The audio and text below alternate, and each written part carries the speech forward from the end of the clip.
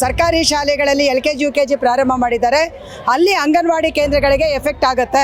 ಅಲ್ಲಿ ಏನು ಮಾಡಬೇಕು ಅಂತಾಗ ಯಾವ ರೀತಿಯಲ್ಲಿ ಎಫೆಕ್ಟ್ ಆಗಿದೆ ಅನ್ನೋದನ್ನು ಅಧ್ಯಯನ ಮಾಡಲಿಕ್ಕೆ ಮಹಿಳಾ ಮತ್ತು ಮಕ್ಕಳ ಅಭಿವೃದ್ಧಿ ಇಲಾಖೆಗೆ ಸೂಚನೆಯನ್ನು ಕೊಟ್ಟಿದ್ದಾರೆ. ಈ ಒಂದು LKG UKGಯನ್ನು ಸ್ಟ್ರೆಂಥನ್ ಮಾಡಲಿಕ್ಕೆ ಅದಕ್ಕೆ ಬೇಕಾಗಿರುವಂಥ ಹಲವು ವಿಚಾರಗಳ ಸಂಬಂಧಪಟ್ಟು ನಮ್ಮ ಸಚಿವರು ಲಕ್ಷ್ಮೀ ಹೆಬ್ಬಾಳ್ಕರ್ ಅವರ ಜೊತೆ ಸುಮಾರು ನಮ್ಮ ಸಂಘಟನೆಯ ನಿಯೋಗ 60 ಜನ ನಮ್ಮ ಲೀಡರ್ಶಿಪ್ ಒಟ್ಟಿಗೆ ಸುಮಾರು ಸಮಯ ಅವರು ಚರ್ಚೆ ಮಾಡಿದ್ದಾರೆ. ಇವರು ಒಬ್ಬೇ ಅಂಗನವಾಡಿ ವರ್ಕರು 2 ಕಡೆ ಕೆಲಸ ಮಾಡಬೇಕು, BLO ಕೆಲಸ ಮಾಡಬೇಕು, ಕೆಲವು ಕಡೆ ಹೆಲ್ಪರ್ ಇಲ್ಲ. ಈ ಥರ ಆಗಿ ನಮ್ಮ ವರ್ಕರ್ ಮೆಂಟಲ್ ಹರಾಸ್ಮೆಂಟ್ ಜಾಸ್ತಿ ಆಗಿದೆ ಅವರಿಗೆ. LKG UKG ಸರ್ಕಾರಿ ಇದು ಶಾಲೆಗಳಲ್ಲಿ ಪ್ರಾರಂಭಿಸಬಾರ್ದು, ಅಂಗನವಾಡಿಗಳಲ್ಲೇ ಪ್ರಾರಂಭಿಸಬೇಕು ಅನ್ನೋದು ನಮ್ಮ ಪ್ರಮುಖ ಬೇಡಿಕೆ. ಸೊ ಇವತ್ತು ಮಾನ್ಯ ಮುಖ್ಯಮಂತ್ರಿಗಳ ಆದೇಶದ ಮೇರೆಗೆ ಅವರ ಪ್ರಧಾನ ಕಾರ್ಯದರ್ಶಿಗಳಾಗಿರುವಂಥ ಅಂಜುಮ್ ಪರ್ವೇಜ್ ಸರ್ ಅವರ ಒಟ್ಟಿಗೆ ಒಂದು ಜಂಟಿ ಸಭೆ ಆಯಿತು. ಈ ಜಂಟಿ ಸಭೆ ಅಂತ ಹೇಳಿದರೆ ಶಿಕ್ಷಣ ಇಲಾಖೆಯ ಪ್ರಧಾನ ಕಾರ್ಯದರ್ಶಿಗಳು ಮತ್ತು ಮಹಿಳಾ ಮತ್ತು ಮಕ್ಕಳ ಕಲ್ಯಾಣ ಇಲಾಖೆ ಪ್ರಧಾನ ಕಾರ್ಯದರ್ಶಿಗಳು ಪ್ಲಸ್ ನಮ್ಮ ಸಂಘಟನೆ ಈ ರೀತಿಯಲ್ಲಿ ನಾವು ಜಂಟಿ ಸಭೆಯನ್ನು ಅವರು ಕರೆದಿದ್ದರು. ಆ ಸಭೆ ಒಳಗಡೆ ಅವರು ಭಾಳಷ್ಟು ಚರ್ಚೆ ಮಾಡಿದ ನಂತರ ಈಗ ಆಲ್ರೆಡಿ ಶಿಕ್ಷಣ ಇಲಾಖೆಯಲ್ಲಿ 7,500 ಸರ್ಕಾರಿ ಶಾಲೆಗಳಲ್ಲಿ LKG UKGಗೆ ಬಜೆಟ್ ಸ್ಯಾಂಕ್ಷನ್ ಆಗಿರೋದ್ರಿಂದ ಅದನ್ನು ನಿಲ್ಲಿಸಲಿಕ್ಕಾಗಲ್ಲ. ಸೊ ಹಾಗಾಗಿ ಇನ್ನು ಮುಂದೆ ನಾವು ಎಲ್ಲೂ ಕೂಡ ಇದನ್ನು ಪ್ರಾರಂಭ ಮಾಡಲ್ಲ ಅನ್ನೋದನ್ನು ಭಾಳ ಖಚಿತವಾಗಿ ಇವತ್ತು ಸಭೆಯಲ್ಲಿ ಒಂದು ಔಟ್ಕಮ್ ಬಂದಿದೆ. ಆಮೇಲೆ ಎರಡನೇದು ನಾವು ಕೇಳಿದ್ವಿ, ಈಗ ಆಲ್ರೆಡಿ ಏನು 7,500 ಸರ್ಕಾರಿ ಶಾಲೆಗಳಲ್ಲಿ LKG UKG ಪ್ರಾರಂಭ ಮಾಡಿದ್ದಾರೆ, ಅಲ್ಲಿ ಅಂಗನವಾಡಿ ಕೇಂದ್ರಗಳಿಗೆ ಎಫೆಕ್ಟ್ ಆಗುತ್ತೆ. ಅಲ್ಲಿ ಏನು ಮಾಡಬೇಕು ಅಂತಾಗ ಯಾವ ರೀತಿಯಲ್ಲಿ ಎಫೆಕ್ಟ್ ಆಗಿದೆ ಅನ್ನೋದನ್ನು ಅಧ್ಯಯನ ಮಾಡಲಿಕ್ಕೆ ಮಹಿಳಾ ಮತ್ತು ಮಕ್ಕಳ ಅಭಿವೃದ್ಧಿ ಇಲಾಖೆಗೆ ಸೂಚನೆಯನ್ನು ಕೊಟ್ಟಿದ್ದಾರೆ. ಆಮೇಲೆ ಮತ್ತು ಮಹಿಳಾ ಮತ್ತು ಮಕ್ಕಳ ಅಭಿವೃದ್ಧಿ ಇಲಾಖೆ ಈಗ ಏನು ನಾವು ಬಜೆಟ್ ಬೇಕು LKG UKG ಅಂಗನವಾಡಿಗಳಲ್ಲಿ ಅಂತ ಹೇಳಿದ್ವಿ. ಆದರೆ ಆ ಥರದಲ್ಲಿ ಆ ಬಜೆಟನ್ನು FD ರಿಜೆಕ್ಟ್ ಮಾಡಿತ್ತು. ಅದಕ್ಕೆ ಇವತ್ತು ಅಂಜುಮ್ ಪರ್ವೇಜ್ ಸರ್ ಅವರು ಭರವಸೆ ಕೊಟ್ಟಿದ್ದಾರೆ, ನೀವು ಕೂಡಲೇ ಕಳಿಸಿ, ಆ ಬಜೆಟನ್ನು ಕೊಡಿಸೋದು ನನ್ನ ಜವಾಬ್ದಾರಿ ಮಾನ್ಯ ಮುಖ್ಯಮಂತ್ರಿಗಳೊಟ್ಟಿಗೆ ಅಂತ ಹೇಳಿ ಅದನ್ನು ಹೇಳಿದ್ದಾರೆ. ಸೊ ಇದು ಭಾಳ ಮುಖ್ಯವಾದಂಥ ಒಂದು ನಮಗೆ ಅಚೀವ್ಮೆಂಟ್.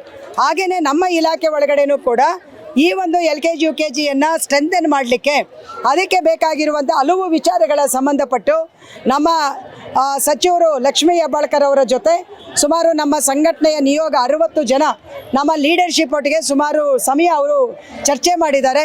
ನಾವು ಅದರಲ್ಲಿ ಹೇಳಿದ್ದೇವೆ, ಅಂಗನವಾಡಿ ಮಕ್ಕಳಿಗೆ ಇದು ಸ್ಕೂಲ್ ಬ್ಯಾಗು, ಯೂನಿಫಾರ್ಮು, ಆಮೇಲೆ ಬುಕ್ಸು, ಶೂ ಇದೆಲ್ಲವನ್ನು ಕಡ್ಡಾಯವಾಗಿ ಕೊಡಬೇಕು. ಆಮೇಲೆ ಮಕ್ಕಳ ನೋಂದಾವಣಿಗೆ ಫಾರಮ್ಸನ್ನು ಮಾಡಬೇಕು ಮತ್ತು TC ಕೊಡುವಂಥ ಸಿಸ್ಟಮನ್ನು ತರಬೇಕು. ಅಂದರೆ ವರ್ಗಾವಣೆ ಪತ್ರ ಈ ರೀತಿಯ ತರಬೇಕು. ಮತ್ತು ನಮಗೆ ಕೊಡುವಂಥ ಪುಸ್ತಕಗಳು ಅಧಿಕೃತವಾಗಿ ರಾಜ್ಯ ಸರ್ಕಾರದ DSRTCಯಿಂದ ಮುದ್ರಣವಾಗಿರಬೇಕು. ಮಕ್ಕಳ ತಜ್ಞರಿಂದ ಸೂಚನೆಗಳು ಬಂದಿರಬೇಕು. ಈ ಥರ ಎಲ್ಲ ಅದರ ಸ್ವರೂಪಗಳ ಬಗ್ಗೆ ನಾವು ಚರ್ಚೆ ಮಾಡಿದ್ದೀವಿ. ಅದನ್ನು ವಿತಿನ್ ಫ್ರೇಮ್ವರ್ಕರಲ್ಲಿ ಅದನ್ನು ಮಾಡೋಕ್ಕೆ ಒಪ್ಪಿದ್ದಾರೆ.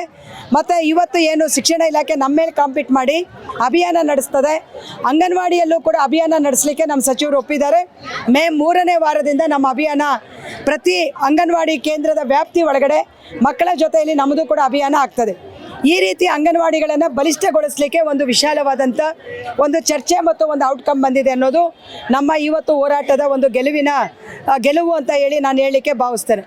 ಆಮೇಲೆ ಎರಡನೇದು, ಈ ICDS ಯೋಜನೆಯನ್ನು ಕಟ್ಟಿದಂಥ ಸುಮಾರು 21,000 ಜನ ಅಂಗನವಾಡಿ ಕಾರ್ಯಕರ್ತರು ಸಹಾಯಕಿಯರು 2011ರಿಂದ 2023 ಮಾರ್ಚ್ ತನಕ ನಿವೃತ್ತಿಯಾಗಿ ಅವರು ಮನೆಗೆ ಹೋಗಿದ್ರು. ಅವರಿಗೆ ಯಾವುದೇ ರೀತಿ ಗ್ರ್ಯಾಜುಟಿಯನ್ನು ಕೊಟ್ಟಿರಲಿಲ್ಲ. ಆ ಗ್ರ್ಯಾಜುಟಿ ಹಣ ನಮ್ಮ ಹೋರಾಟಗಳ ಫಲವಾಗಿ ಇಲಾಖೆ 183 ಕೋಟಿ ಬೇಕು ಅಂತ ಕ್ಯಾಲ್ಕುಲೇಷನ್ ಮಾಡಿ ಹಣಕಾಸು ಇಲಾಖೆ ಕಳಿಸಿತ್ತು. ಹಣಕಾಸು ಇಲಾಖೆ 2 ಬಾರಿ ರಿಜೆಕ್ಟ್ ಮಾಡಿದೆ. ಸೊ ಇವತ್ತು ನಾವು ಈ ಹೋರಾಟದ ಫಲವಾಗಿ ಅಂಜುಮ್ ಪರ್ವೇಜ್ ಸರ್ ಅವರು ಮುಖ್ಯಮಂತ್ರಿಗಳ ಪರವಾಗಿ ಈ 183 ಕೋಟಿ ಹಣವನ್ನು ನಾನು ರಿಲೀಸ್ ಮಾಡಿಸ್ತೀನಿ ಅನ್ನುವಂಥದ್ದನ್ನು ಹೇಳಿದ್ದಾರೆ. ಸೊ ಇದು ನಮ್ಮ 2ನೇ ಸಾಧನೆ. ಅಂದರೆ ಇವತ್ತು ನಮ್ಮ 21,000 ನಮ್ಮ ಅಂಗನವಾಡಿ ವರ್ಕರ್ ಹೆಲ್ಪರ್ ಏನು ಉಸೂರ್ ಅಂತ ಮನೆ ಕಡೆಗೆ ಹೋಗಿದ್ದಾರೆ, ಅವ್ರಿಗೊಂದು ಪರಿಹಾರ ಸಿಗುತ್ತೆ ಅನ್ನುವಂಥ ಒಂದು ಸಂತೋಷ ನಮಗೆ ಈ ಹೋರಾಟದಲ್ಲಿ ನಮಗೆ ಸಿಕ್ಕಿದೆ ಅನ್ನುವಂಥ ಅಂಶಗಳು. ಮತ್ತು ಇನ್ನು ಉಳಿದ ಅಂಗನವಾಡಿ ಕಾರ್ಯಕರ್ತರು ಸಹಾಯಕಿಯರು ಕೆಲಸ ಮಾಡುವಾಗ ಲೋಕಲ್ ಆಗಿ ಹಲವು ಥರದ ಸಮಸ್ಯೆ, ಅದರಲ್ಲಿ ಭಾಳ ಮುಖ್ಯವಾಗಿ ಅಂಗನವಾಡಿ ಕಾರ್ಯಕರ್ತೆ ಹುದ್ದೆ ಖಾಲಿ ಆದರೆ ವರ್ಷಾನುಗಟ್ಟಲೆ ತುಂಬಲ್ಲ. ಇವರು ಒಬ್ಬೇ ಅಂಗನವಾಡಿ ವರ್ಕರು 2 ಕಡೆ ಕೆಲಸ ಮಾಡಬೇಕು, BLO ಕೆಲಸ ಮಾಡಬೇಕು, ಕೆಲವು ಕಡೆ ಹೆಲ್ಪರ್ ಇಲ್ಲ. ಈ ಥರ ಆಗಿ ನಮ್ಮ ವರ್ಕರ್ ಮೆಂಟಲ್ ಹರಾಸ್ಮೆಂಟ್ ಜಾಸ್ತಿ ಆಗಿದೆ, ಅವರಿಗೆ ದೈಹಿಕ ಆರೋಗ್ಯ ಕುಸಿತಾ ಇದೆ. ಅದಕ್ಕೆ ನಾವೇನು ಹೇಳಿದ್ದೀವಿ ಅಂದರೆ ಯಾವುದೇ ಕಾರ್ಯಕರ್ತೆ ಹುದ್ದೆ ಖಾಲಿಯಾದಾಗ 90 ದಿನಗಳ ಒಳಗಡೆ ಅದನ್ನು ಫಿಲ್ ಮಾಡಬೇಕು, 3 ಮಂತ್ಸ್ ಒಳಗಡೆ. ಇಲ್ಲಾಂದರೆ ನಮಗೆ ಓವರ್ ಟೈಮ್ ರೀತಿಯಲ್ಲಿ ಕೊಟ್ಟು ಕೆಲಸ ಮಾಡಿಸ್ಬೇಕಂತ ಹೇಳಿದ್ವಿ. ಇವತ್ತು ಮಿನಿಸ್ಟ್ರ್ ಒಪ್ಪಿದ್ದಾರೆ, ವಿತಿನ್ 90 ಡೇಸಲ್ಲಿ ನಾವು ಅಪಾಯಿಂಟ್ ಮಾಡ್ತೀವಿ, ಆ ಆದೇಶವನ್ನು ತರ್ತೀವಿ ಅಂತ ಹೇಳಿದ್ದಾರೆ. ಎರಡನೇದು, ಈಗ ಬೆಂಗಳೂರು ಅಂತ ಕಡೆ ಸರ್, ಬೆಂಗಳೂರು, ಬೆಳಗಾಂ, ಬಳ್ಳಾರಿ ಎಲ್ಲಿ ಕಾರ್ಪೊರೇಷನ್ಸ್ ಇದ್ದಾವೋ ಆ ಯಾವುದೇ ಕಾರ್ಪೊರೇಷನ್ ಸಿಟೀಸಲ್ಲಿ ಅಂಗನವಾಡಿ ಸಹಾಯಕಿ ಹುದ್ದೆಗೆ ಯಾರೂ ಬರ್ತಾ ಇಲ್ಲ. ಯಾಕಂದರೆ ಒಂದು ಕಡಿಮೆ ವೇತನ ಮತ್ತು ಅಪಾಯಿಂಟ್ಮೆಂಟ್ ಕಂಡೀಷನ್ಸ್ ಜಾಸ್ತಿ ಇದೆ. ಆ ಕಂಡೀಷನ್ಸಲ್ಲಿ ನಾವು 2 ಕಂಡೀಷನ್ ಲಿಬರಲ್ ಕೇಳಿದ್ದೀವಿ. ನಂಬರ್ 1 ಏನಂದರೆ ಅಪಾಯಿಂಟ್ಮೆಂಟಿಗೆ SSLC ಮಿನಿಮಮ್ ಕ್ವಾಲಿಫಿಕೇಷನ್ ಇತ್ತು, ಅದನ್ನು ತೆಗಿತೀವಿ ಅಂತ ಹೇಳಿದ್ದಾರೆ. ಎರಡನೇದು ಲೋಕಲ್ ಕ್ಯಾಂಡಿಡೇಟ್ ಇರಬೇಕು ಅನ್ನೋದು ತೆಗಿತೀವಿ ಅಂತ ಹೇಳಿದ್ದಾರೆ. ಈ 2 ಲಿಬರಲ್ ಆಯಿತು ಅಂದರೆ ನಮಗೆ ಅಂಗನವಾಡಿ ಹೆಲ್ಪರ್ ಪೋಸ್ಟು ಸುಮಾರು 7,500 ಪೋಸ್ಟ್ ಖಾಲಿ ಇದೆ ಸರ್. ಬೆಂಗಳೂರು ನಗರದಲ್ಲೇ 800 ಹೆಲ್ಪರ್ ಪೋಸ್ಟ್ ಖಾಲಿ ಇದೆ. ಸೊ ಹಾಗಾಗಿ ಅದು ನಮಗೆ ಒಳ್ಳೆಯದಾಗತ್ತೆ, ಅಷ್ಟು ಜನಕ್ಕೆ ಕೆಲಸ ಸಿಗುತ್ತೆ. ಎರಡನೇದು, ನಮ್ಮ ಅಂಗನವಾಡಿ ಕೆಲಸ ಸ್ಮೂತಾಗಿ ಹೋಗಲಿಕ್ಕೆ ನಮಗೆ ಸಹಾಯವಾಗುತ್ತೆ ಅನ್ನುವಂಥ ಹಿನ್ನೆಲೆ ಒಳಗಡೆ ಈ ಥರ ಇನ್ನೂ ಕೆಲವೆಲ್ಲ ಸ್ಥಳೀಯ ಪ್ರಾಬ್ಲಮ್ಸ್ ಏನಿದ್ದಾವೆ ಅದಕ್ಕೆ ಸ್ಪಂದಿಸಿದ್ದಾರೆ. ಸೊ ಇದಕ್ಕೆ ನಾವು ಅವರಿಗೆ ಈ ಸ್ಪಂದಿಸಿರುವಂಥ ಕಾರಣಕ್ಕೆ ಈ 2 ದಿನಗಳ ಹೋರಾಟವನ್ನು ನಾವು ವಾಪಸ್ ತೆಗಿತಾ ಇದ್ದೀವಿ.